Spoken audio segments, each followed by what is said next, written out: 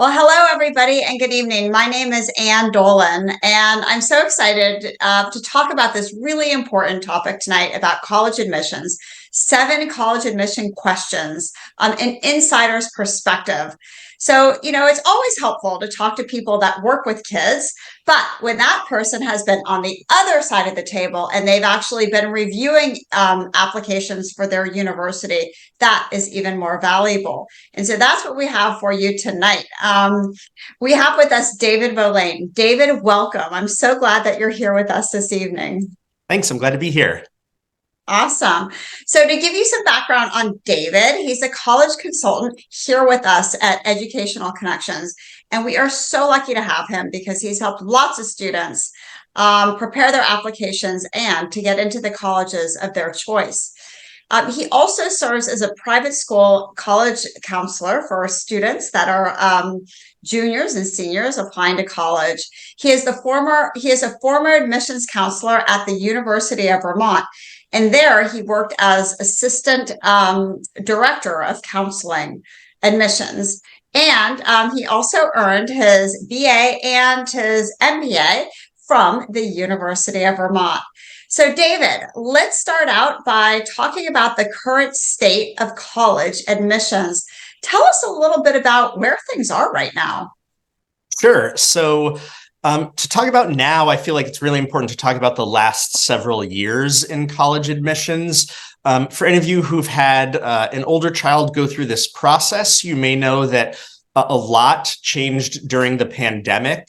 Colleges, to the admissions officer, their best friend is predictability, and the pandemic brought the exact opposite of that. So the biggest impact factor, I would say, was the lack of availability of standardized testing. So in order to offer the SAT and ACT, the testing organizations rely heavily on schools' abilities to administer those exams.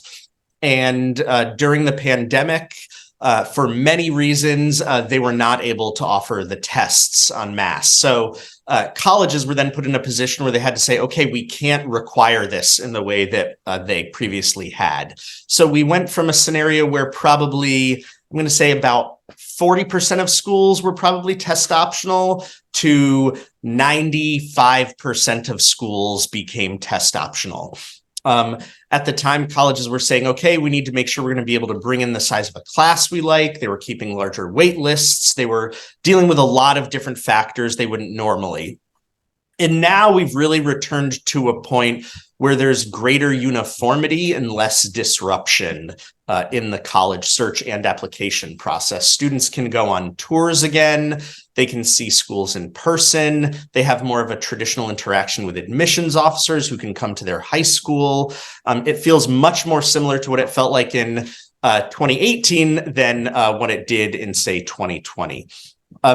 The things that I would say have stayed the same, though, are that students really still need to be emphasizing the same things as they look to prepare, making thoughtful decisions about course selection, being intentional with their work so that they're producing the best academic record they can through their grades, working to make sure they're conveying all of their strengths through the essays that they'll write when they apply to college, and doing preparation in case they will submit test scores to schools, whether they require them or they're test optional.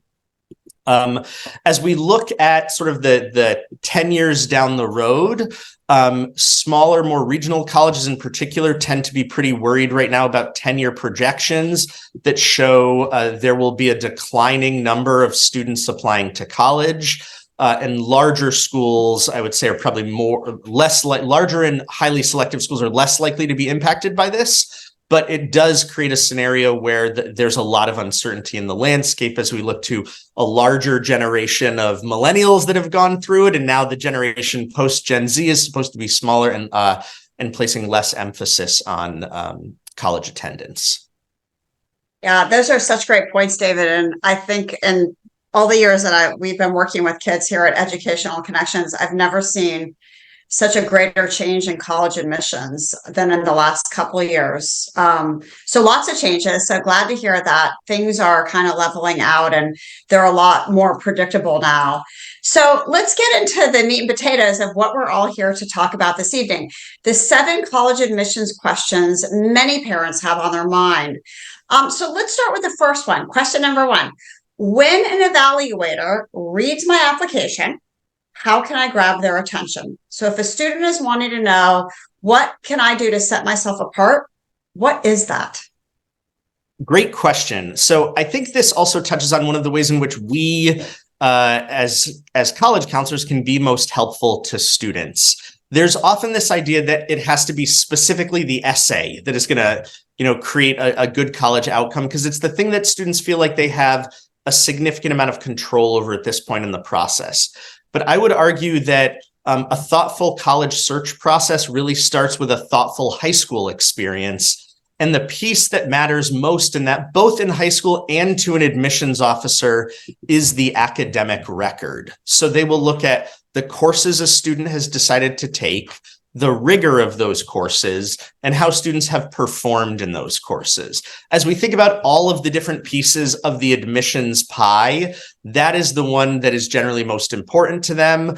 It is the one that is the best predictor for them of college success, to look at high school success. Then in addition to that, they'll look at testing if it's a school that either requires it or a school where a student decides to submit test scores.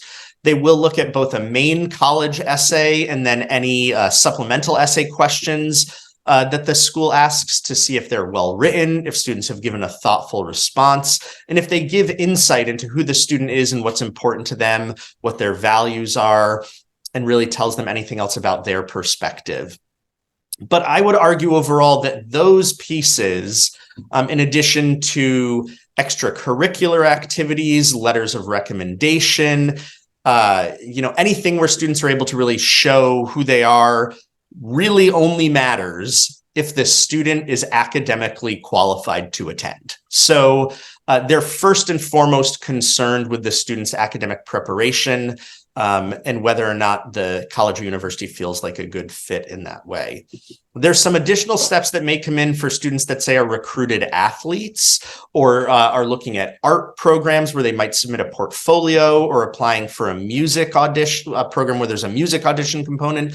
That may come in too. For athletic recruitment, I think it's important to mention that process can look different at larger Division I schools, really, than it might at, say, Division III schools. At a Division I institution, usually those students are being reviewed in a separate applicant pool, whereas for a Division III school, it may be an important factor that they're considering, but might not really be a structurally different process. I like to say that when I was in admissions, I worked at a Division I university, and there were days where we'd say, okay, we're just looking at athletic recruits today, and we know overall we're going to take a power forward. It's just which one we're going to take. Whereas at a Division III school, they might say, this is a part of the process, but we might decide that based on the other needs of our applicant pool, we're not taking a recruited athlete for that position. So it can differ a little bit, but for students who are looking at athletic recruitment, that can play into the process as well. So it sounds like grades and test scores kind of get you through that first door, and then all the other things come into play. Yeah, even if they may read it in an order where other things may come first, that's how I usually think of it. That in order for the other things to be taken into account, they have to be comfortable with the most important components, which would be academics and any testing. Thank you for that, David. There have been changes in other areas, namely, there's been a Supreme Court decision that really impacts, or that could impact, admissions. Tell us a little bit about that. Sure. So I like to preface this by saying I'm not a lawyer, but I would say that the piece that has, I think, been spoken about most in this decision and in the case brought to the court was what colleges are allowed to consider. And I mention that specifically because for students, many of my students have said, can I not share this, or should I not say something because of the Supreme Court case? for students considering that, I would just remind them that there's nothing that needs to change about how you might demonstrate your authentic self in your applications. Students can't get in trouble for saying anything about their own identity. It's just that admissions officers are not allowed to take race and ethnicity into account in the way they previously were under affirmative action policies. So as Chief Justice Roberts' opinion indicated, they're still able to consider the ways in which a student's identity may have impacted them or influenced who they are. So students should feel free to write about anything related to their experiences with their identity, but the court is no longer allowed to consider it a plus factor in the way they may have previously. Thanks for that, David. All right, so how about kids that are qualified but not necessarily competitive? Sometimes kids think, oh, I'm a shoo-in for this school. Look at the GPA range and my test scores fall into this too. I'm going to get in. What's the difference between qualified and competitive? Great question. So I think this is one of the biggest misconceptions when it comes to college admissions.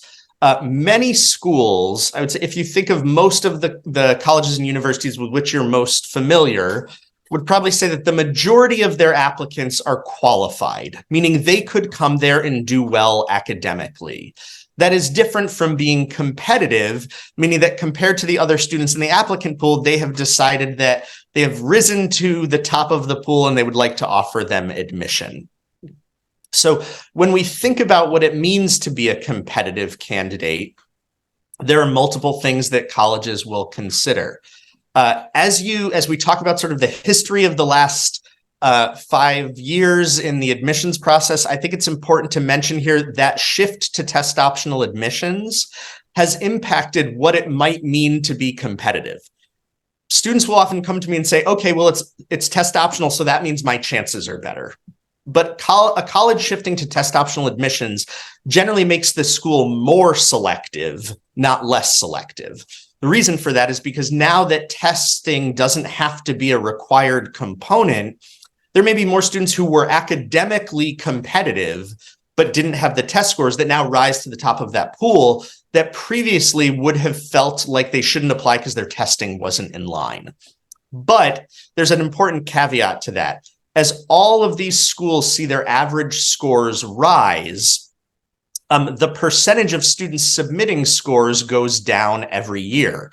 So there are many colleges out there where the previous ACT mid-50 range may have been a 26 to a 30, and it's now a 30 to a 34, but only 30% of students actually submitted a test score.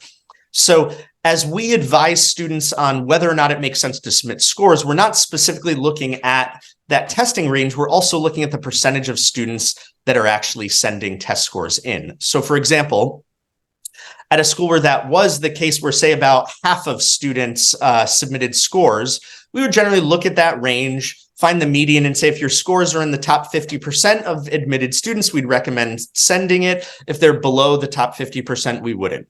But there are other schools out there, like say the University of Texas at Austin, where 83% of students that were admitted submitted test scores. So if that's the case, even if your score was slightly below the average, it might still be beneficial to submit it because your chances of being admitted without the score are significantly lower.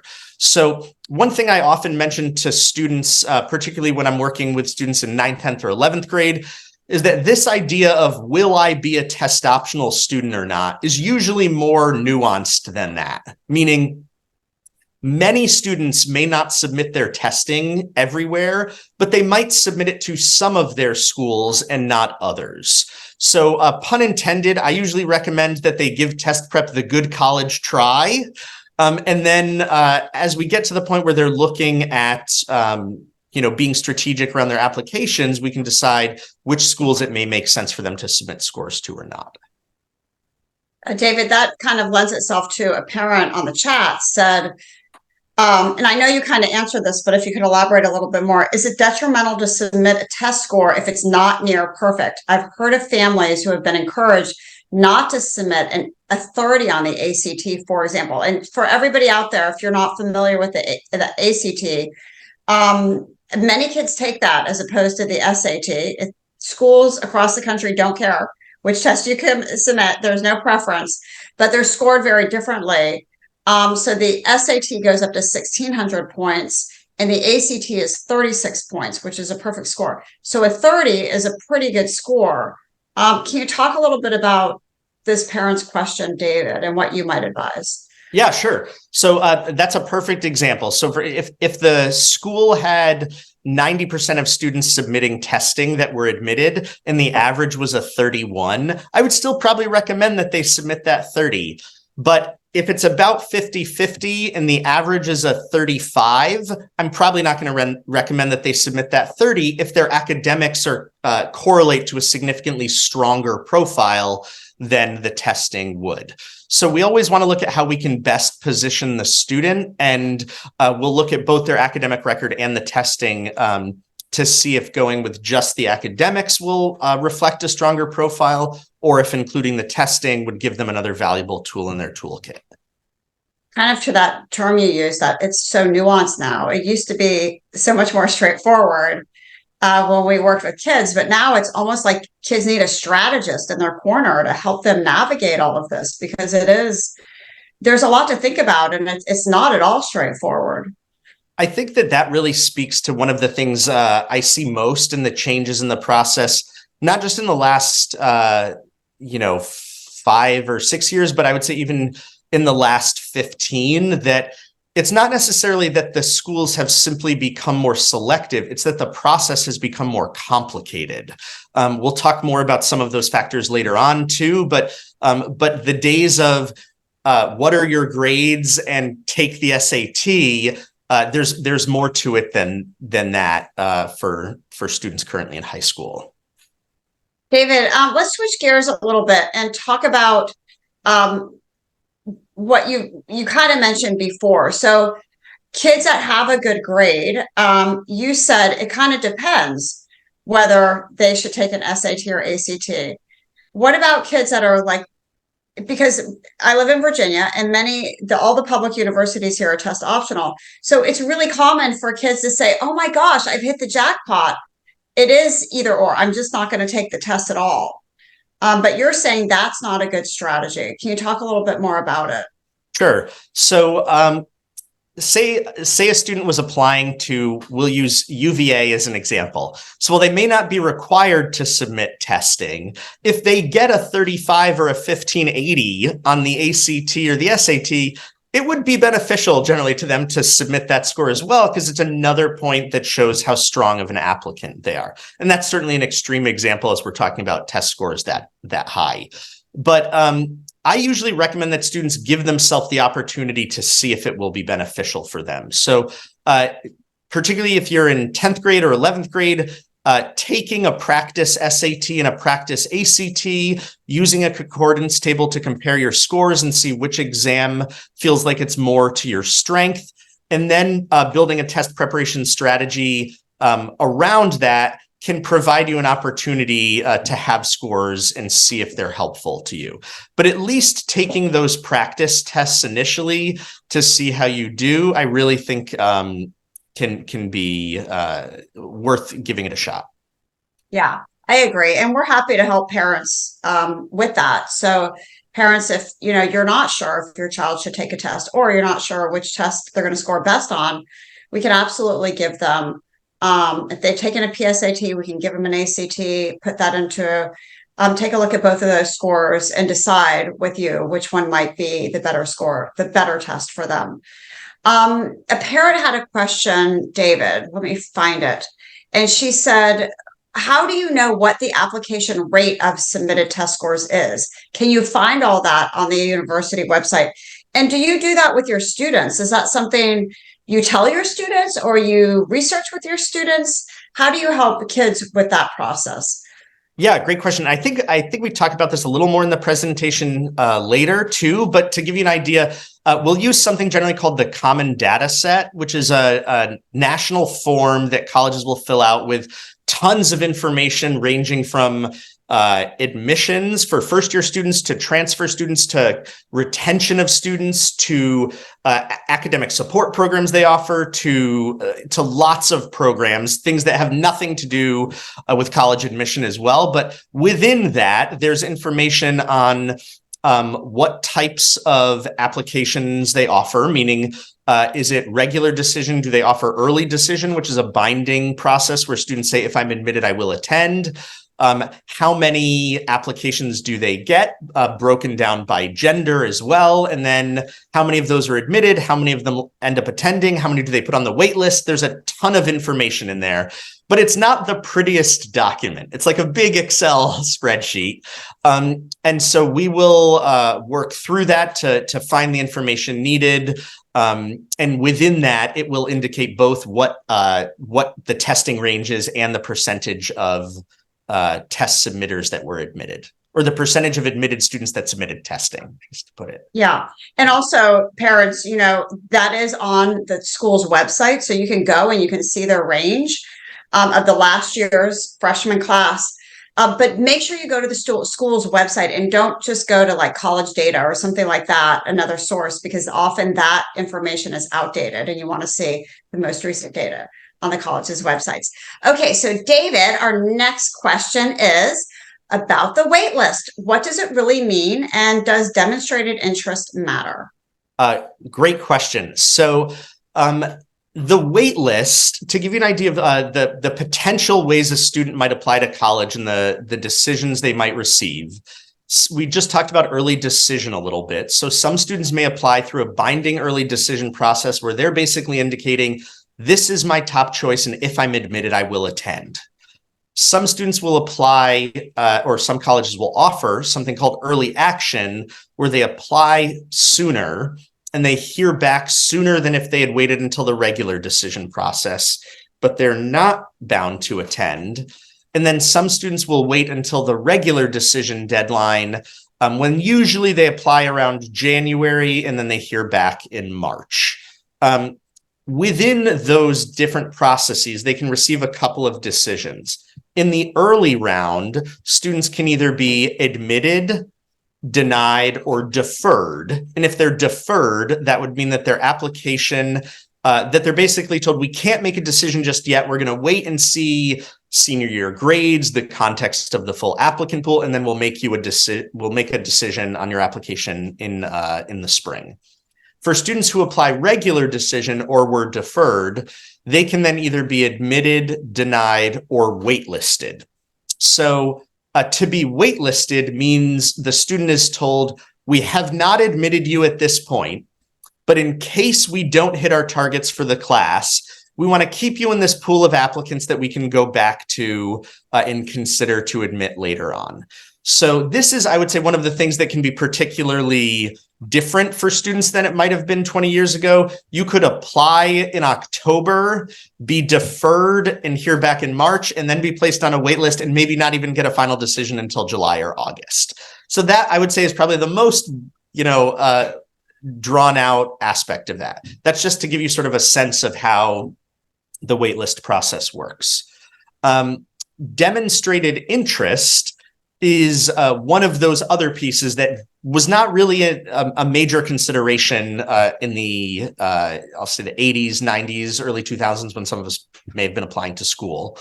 Demonstrated interest basically means that a college is saying, we want to see how much you've engaged with the university, and we're going to use that as a factor to determine whether or not we will admit you. So they're basically trying to gauge, if they admit you, how likely is it that you'll attend? So even for schools that don't generally use demonstrated interest, they will often use demonstrated interest when it comes to the wait list. So for students who said, yes, I'm really still interested, they're more likely to be admitted off of a wait list than students who've not engaged with the university. But the biggest impact factor between whether or not a student is taken off of the wait list or not is really what the college needs in their applicant pool. Meaning, there are many schools who may keep 5,000 or 6,000 students on a wait list and may admit none of them. They may admit 500 of them. They may admit 10 of them. But when they're going to that wait list, they're not just going to say, okay, we're going to go look for the strongest students. they're looking to see what they're missing in their incoming class from that application cycle, and then trying to find that. So it may be that they need German majors, or they need kids from Nebraska, or they need kids from the United Kingdom.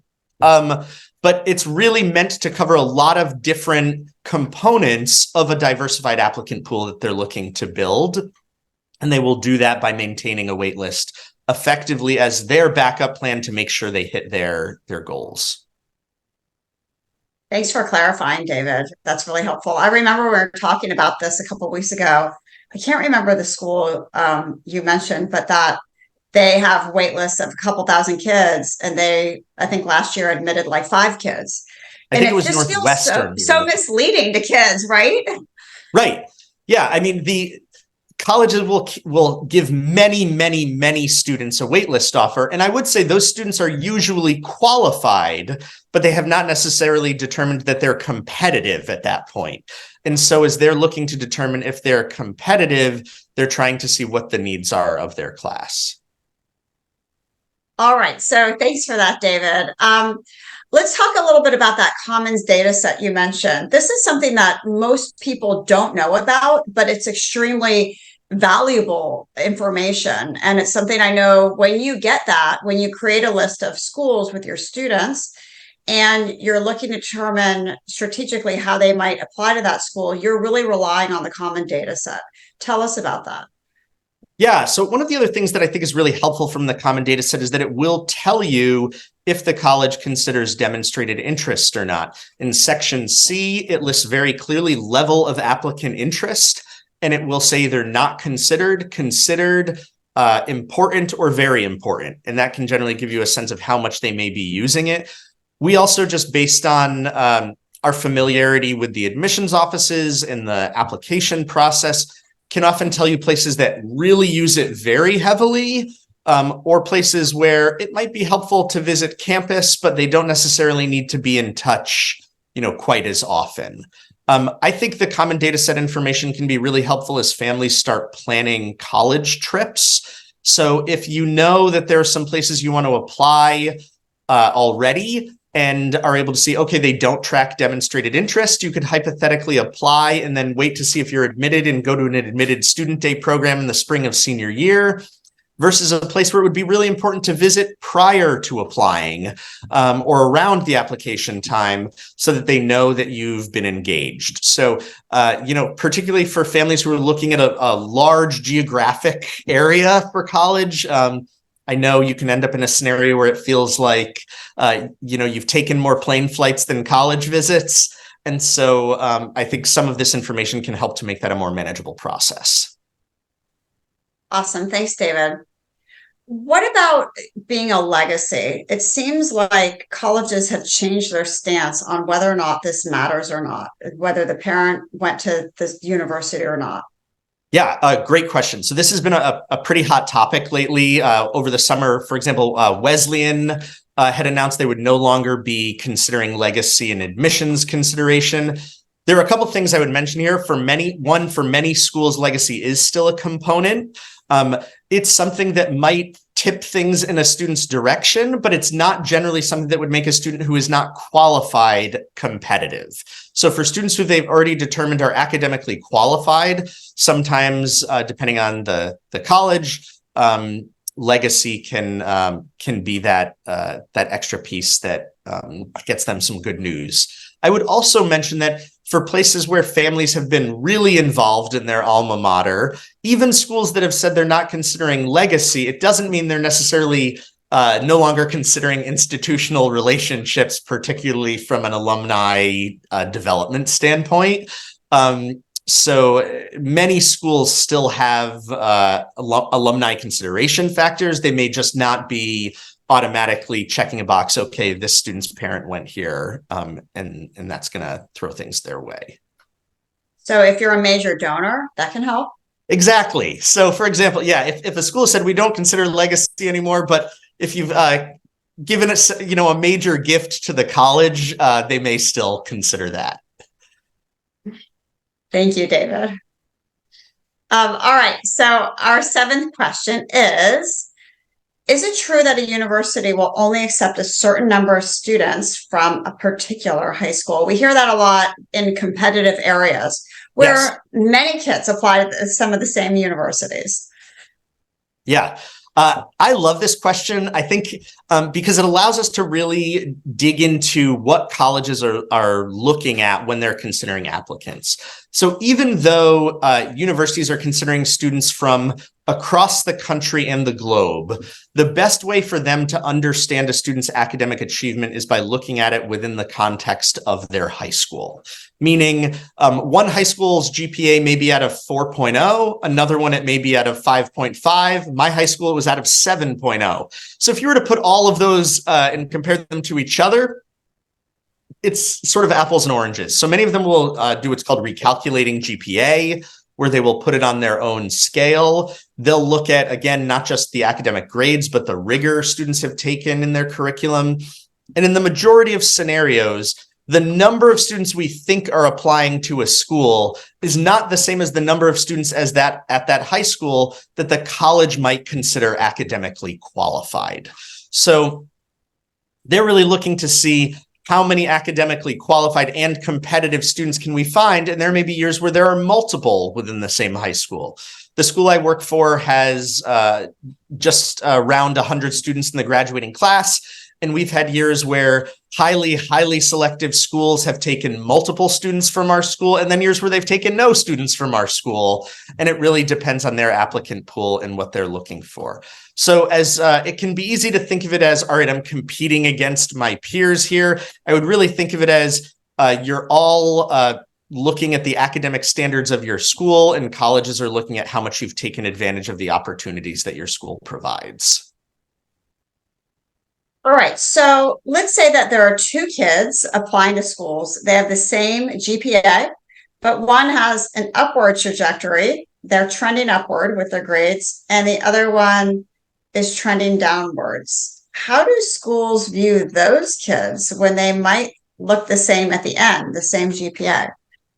Yeah, great question. I think this is easiest to demonstrate. Like if we think of student A having a 3.0 GPA and student B having a 3.0 GPA, but student A for the first half of high school had all A's and all C's, and then the second half all C's, and then student B had all C's and then all A's. They might have the exact same grade point average, but those tell two very different stories. As I mentioned earlier, colleges view high school academic work as the best predictor they have of success in college academic work. And a student whose performance is improving as they're getting closer to their college years is demonstrating that that is likely to continue when they get to their college years. Where a student who may be demonstrating that as they're, going through high school at a time when they'd generally be maturing, when their academic coursework may be a little more rigorous, if their performance is going down, the college is more likely to be concerned that that same trend would continue into college. That makes complete sense. What about demonstrated interest? Tell us a little bit about how that can play a role in kids getting into school. Yeah. So as I mentioned before, colleges are basically looking to bring in a certain size class. They don't want to have too few students because whether due to needing to hit their tuition budget or just wanting to make sure they have enough students in classes, they need to make sure they have enough students on campus. And on the other end, they don't want to have too many students because then they'll have nowhere for them to live and there won't be enough room in their housing. So one of the things they will use as a predictor is demonstrated interest to make sure they know how many students are likely to attend. And they will break that down even to different academic ranges. They'll say, okay, we know students with an A average, 20% of them are going to come. Students with a B average, 40% of them are going to come. So it really is a big consideration at many schools. That can play in differently. For example, early decision that we spoke about earlier is commonly referred to as the strongest level of interest a student could demonstrate. Beyond that, they know, all right, if we admit this student in early decision, this is where they're going to college. It's basically a one-to-one plan. Whereas otherwise it might be that, say, a student applied early action, but then they visited campus. They came to an info session at their high school when the admissions officer was in the area. They went to an open house program. They interviewed, they emailed the admissions officer with a question. And at some schools, even they logged into their applicant portal to make sure that everything had arrived. Those are things that 20 years ago, colleges were not thinking about in the same way. And I think it's a good example of where things have been made harder for high school students. We're asking them to do more in terms of executive functioning, in terms of keeping track of details, and in terms of the length of this process. It's not just submitting their application, but even how they're interacting while their applications are being considered. And I know that probably sounds daunting, but it's something that, one, if we're conscious of it, at Educational Connections, we're always happy to help them with it. And two, I think it's a great opportunity as they plan around their college process that students often really appreciate assistance from their parents too. So if you're thinking of ways of how can I be engaged in this process in a way that my child will feel supported, I always think this is a great one as they try and keep track of all these details. Thank you for that, David. We have a bunch of questions on early decision and early action. So I want to get to those in just a moment. But as we wrap up this evening, before we go to those questions, I want to let everybody know that we are happy to help you with this process. As David mentioned, this is what we do. We have 3 college counselors on staff. David is one of them. He's amazing, as you can tell, Kristen and Lisa. And Erin is the director of our college consulting program, and Jennifer works alongside her. We have specific programs for students that are younger, that are just starting out the process. So for those kids, it's more about course selection and developing their narrative, starting when they're younger. We have programs for current juniors. And then we still have some seniors that are coming in that are applying regular decision. And so we're happy to help your child with the process. And you can scan this QR code. It will take you right to our calendar, and you can set up a time to talk about your child with Erin or Jennifer. Also, our website, our college consulting tab at the top of our website has a ton of resources for you. And it's a great place to find information on the process itself. All right, so David, let's go to Q&A if that is okay with you. Sure. All right, awesome. So going back to the early decision, early action. One parent said, are early decision, early action deadlines only for families who can afford to pay full tuition or the estimated family contribution? A great question. So early action is absolutely for everyone, as there's nothing binding. Students can apply early action and feel free to look at the cost of individual colleges and the financial aid packages that they offer them. For students who apply early action and will be submitting financial aid forms, the FAFSA, for example, they should not worry about those deadlines in relation to needing to submit an early action or regular decision. For families that are thinking about early decision as an option, finances often do play a factor in that. While colleges offer financial or what we would call a net price calculator, it basically is a financial estimate of what the college will charge you. If they're looking to really be able to look at the package that each individual school gives them and compare those and determine what feels like the best fit, early decision does not provide them with that opportunity. Students who apply an early decision for, say, November 1st or November 15th, if they hear back in mid-December, they are required to withdraw all of their applications they've submitted once they receive their admission. So, so it takes away that ability to look at what feels like it would be the best investment. Julie said, are early decision and early action applicants admitted at higher rates than regular decision applicants? Great question. Early decision, yes. So to give you an example, at George Washington University, I want to say the overall admit rate is somewhere in the 30s, but if you look at their early decision admit rate, it's in the 60s. At Holy Cross, where I believe the admission rate overall is somewhere in the 20s, they admitted about 81% of early decision applicants. So those are some pretty big shifts. It can certainly be bigger at at some universities than others, but it's a sizable difference. If you think about the way they're utilizing early decision, they're basically saying, all right, if we know we're going to take this student, if we take this student, they're going to attend. For students that may be qualified but less competitive in their applicant pool, they're going to take those less competitive students in early decision when they know they're going to come to the university, rather than taking more less competitive students in the regular decision round when they might not attend the university. As you think about early action, it can be harder to find that information to some extent, in part because the common data set actually breaks out early decision admit rates. It doesn't break apart early action and regular decision. In general, colleges are looking at the same criteria for early action candidates and regular decision candidates. They're looking for similar academic records, similar testing, but where sometimes there is a difference is that if they find there's a significant number of qualified and competitive students in early action, sometimes there may be less space by the time they get to the regular decision round. That's not necessarily the case everywhere. One of the things as sort of an unusual reaction, or I'll say side effect from the Supreme Court decision this summer, was that some schools have said we really want to make sure we're balancing our early action and regular decision admit rates.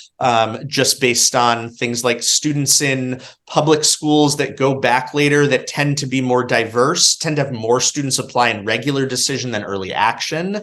So I think we're seeing probably some shifting that will happen there, but overall, early action and regular decision don't have a significant difference in the way that early decision versus early action does. That's helpful. Thank you.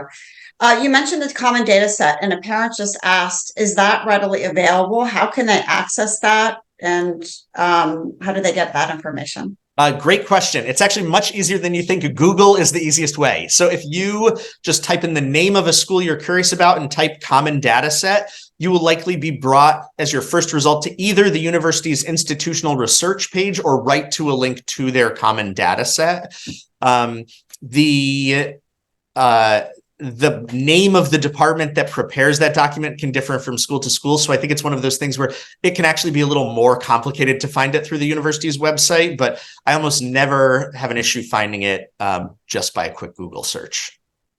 And I know that's something you always help your students with, and that you're researching that for them and you know, boiling down that data to help them be more strategic with their applications. All right, so as a learning disability, is it advisable to work that into their essays, or should the student not go there? I think this is something that can be really individual. I talk to students about this a lot. If it's something that a student is a learning difference that a student has learned to manage in the context of their academic achievement, I think it can really tell a story of achievement and of overcoming challenges. If it's something that has caused challenges that they're still grappling with, I think it can be more complicated. If it's something where, say, a student hasn't taken world language because of dyslexia and having a language waiver at their high school, I usually recommend that students do disclose that so that the college understands the context of their curriculum. David, a parent just said, what's better for recommendations? You know, should my son ask the school music teacher, or is that not a good idea? And really a recommendation should come from one of the core academic subject areas. I would generally recommend it coming from the core 5 academic subject areas of English, math, science, social studies, and world language. If a student is applying to a music or art program that is portfolio based, often those programs will actually ask for a specific recommendation from an instructor in their instrument or an art teacher. But I would say that's usually additional to any recommendations they would have from a core subject area teacher. One parent said, how is homeschooling viewed? And does switching from a rigorous public school to a homeschool curriculum look like a drop in rigor? That's an interesting question. The same way we were talking earlier about how we would have days where We just reviewed recruited athletes. We also had days where we just reviewed students who were homeschooled or went to, say, a narrative review high school and had I'll say a non-traditional representation of their academic performance. I do not think it's looked at like a drop in rigor. I do think it's something where colleges often try to understand more about the student's academic story, and that they don't have that standardized school profile that they will submit that says, here's the average GPA, here's the top GPA, here's the lowest GPA. I think often for students who are homeschooled, standardized testing, as we talk about that as a potential tool in the toolkit, standardized testing can be particularly helpful for students in that situation because it provides the college with a standardized indicator of their ability. Jennifer wants to know, how important are extracurricular activities these days? Yeah, extracurricular activities can still be very important, but I think not often in the way that people think. I was actually just talking to some of my ninth grade students this morning who mentioned that they really wanted to make sure they had all of their hours submitted for volunteering, because they really wanted colleges to know about all of their hours. And universities aren't specifically looking at a number of hours that students have completed. They're trying to understand what students are doing with their time when they're not sitting in class. So whether that's playing a sport, participating in a school club, playing on an athletic team outside of school, volunteering at the local nursing home or humane society, whatever it might be that they're doing with their time, they want to understand what's important to them. So the activities really are a way for the college to understand a student's story and their investment in their own community. Colleges will often refer to it as community engagement and community impact. So I would say it's something to be really thoughtful about, but the era of box checking has gone by, meaning we don't want them to make sure they had, played an instrument in the band and, done the art hop and, volunteered and played a sport. They don't have to do everything under the sun. Colleges aren't looking for every student to necessarily be well-rounded. They're okay with it if kids are a little pointy. They just want to make sure that their campus is well-rounded. So finding students who've really found ways to explore their passions in depth can be a positive to them too. Michael asked about letters of recommendation. Can they come from the freshman year? I would generally recommend they come from a faculty member that students have had in grade 11. Sometimes I'll see students who've used a teacher they had in grade 10, but as colleges are looking to understand the academic preparation of a student, the most helpful information for them is the most recent academic performance of students. The other thing I would mention on letters of recommendation is that students often think that it has to come from the teacher who gave them an A. Sometimes the most valuable letters may be from the teacher who really saw how the student responded in a challenging scenario. And that might not be the class where everything was perfect. If you got 100 on everything, then they never really saw how you responded to adversity. But if they saw how you performed when you got a 50 on a test and then somehow made it back up academically because of how hard you worked, that really might be a story that speaks to their stick-to-itiveness. Not that they're necessarily going to mention the 50 in the letter. Yeah, I like that because I think to your point, I think kids are inclined to pick the teacher they did the best in. But I like that idea. Yeah, I usually think of it as anecdotes are more important than the grade is. That's a great point. Another parent said, how do colleges view IB versus dual enrollment versus AP? Yeah. So there are two different ways that this will come into consideration by colleges. One is as they're looking at the rigor of the coursework of students. I'd say AP, IB, dual enrollment are all considered highly rigorous options for students, particularly in IB if they're doing the higher level coursework. But in general, all of those are viewed as, generally the most rigorous options available at your high school. The other piece of that is how it might impact the student's experience at that college or university. So some colleges will offer credit for coursework based on how students performed on an AB exam, whether they received an IB diploma and got a 6 or a 7, or for dual enrollment coursework, they may say, okay, we want a copy of the transcript from the college, and then based on that, we can give you credit. Where that can be really helpful for students is if they have a semester that they know is going to be significantly harder, knowing they have those credits coming in may allow them to say, okay, I have organic chemistry this semester. I'm not going to add that extra elective because I know I have that credit from the AP course I took, and that's okay. Or it may allow them to say, I'm transitioning to college in this first semester of my first year. And this semester, I'm going to make sure that I give myself a chance to really focus on my courses and adjust to the new academic expectations.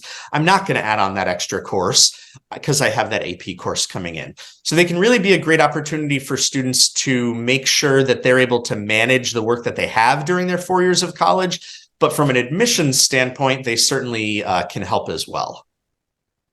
Thanks, David. I never really thought of AP or just any of those 4 credit classes as kind of like being a safety net in a way. Yeah. I like that idea. Well, thank you so much, David. Those are all the questions that we have this evening. I'm so grateful for your expertise. Parents, I hope that you found it to be helpful as well. And if we can assist you and your child through college planning, we would love to help. David, thank you. It was great to talk to you tonight. And I hope everybody has a great evening and a terrific upcoming semester. Take care, everybody. Bye-bye.